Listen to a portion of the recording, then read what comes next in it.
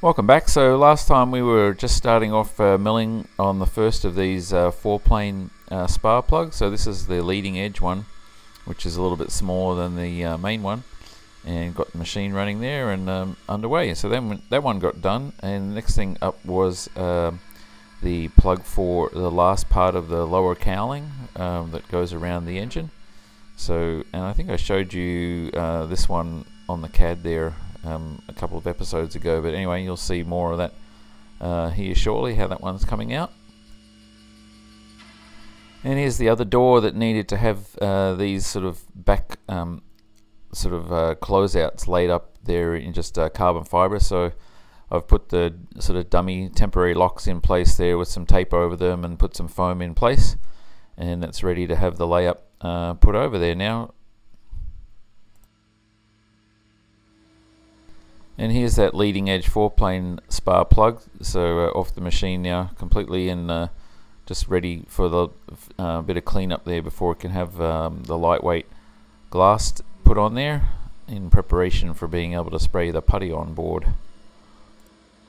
And back on the engine, I was looking at the logs and I realized that I was actually having this wastegate on the second turbo actually getting to the point where it was opening. So what I've done now, and this is a plan that I was going to do a while back, was I've blocked off the ambient air intake there on the wastegate. This is for turbo 2, and I've plumbed a line from there around to the pressure side of turbo 1. And so effectively what I'm doing is I'm kind of tricking that wastegate into thinking that the ambient air pressure is, you know, higher than what it actually is, in which case it won't be able to open until a higher boost pressure.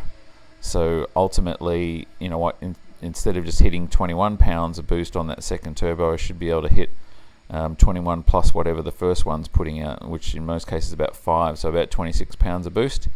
Anyway, we'll see how that works out for us. And here's a run from later that day, and as you can see, I'm doing actually better. I got it up to about 3100 and something RPM, and so I've got more boost available now, so I'm sort of pushing closer to where I want to be. But still not like super happy with things are working out, so anyway, we'll have more on that shortly.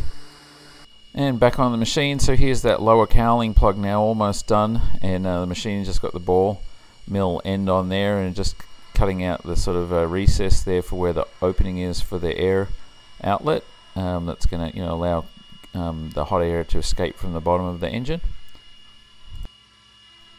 And now it's off the machine, and Zach's already cleaned it up mostly, and is cutting the fabric there ready to glass it over. And you see there's a couple of big sort of collisions there on the corner there, because when I had the machine running, it came down low to cut the sides there and it basically bumped into the foam. So anyway, I'll have that fixed for when it runs on the putty. And here's that other one from earlier. This is that leading edge or the front four-plane spar, and so that one's ready for glassing now, and all the fabric's been cut. It's all been cleaned up.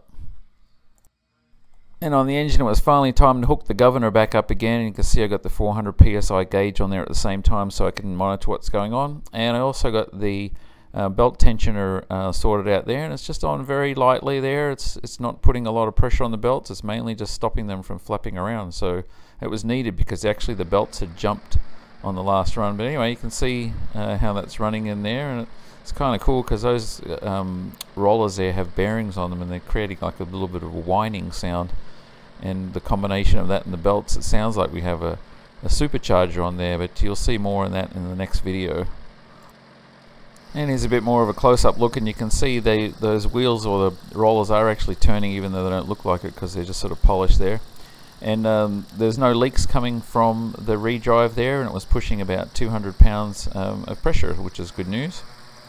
And here's the run from Thursday afternoon. As you can see now, I've got the other main door open, because when I ran it on Wednesday, I realized what was happening was the back wall of the building was actually buffeting in and out about 4 inches in one area because of the low pressure that the whole setup was creating in the building, because I only had the front man door open, and it was making the engine work a lot harder than it needed to be.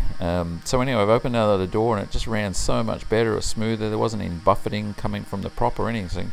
So pretty happy about how that's improved the whole experience of running it. And now this is Thursday evening after finishing up running the engine. I fired up the machine again to cut the main spar for the four-plane. This is the larger one, and so that got underway. And here it is the next morning. This is Friday morning now, and halfway done, and slid it down the table and started working on the other side of it. So it didn't take too long because it's a pretty simple plug. And here's Zach using what is effectively a pizza cutter, really, a wheel for just cutting out these little patches of carbon fiber, and these are the ones that are going to be creating those hard points for the receivers for the door hook locks that I showed you in the last video, where I created those little foam sort of standoffs. And here's that main Foreplane Spar now, all finished on the machine and actually all cleaned up as well. And we, ran the router around the edges there just to round everything off. So that one's ready for glassing now as well. And I just wanted to give you a better look at this one for the cowling, with it not having any fiberglass laid on it. And then you can see how it's all being cleaned up.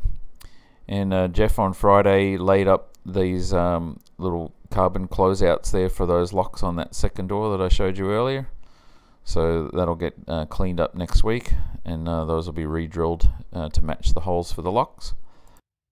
And lastly, Zach and I got this one knocked out on Friday afternoon. Actually, I got to do a bit of glassing I haven't done for quite a while, so it was fun. And you see we got that glass and just peel ply on the whole thing. So Monday the peel ply will come off, and then that one will be ready to have some putty sprayed on and then go back on the machine.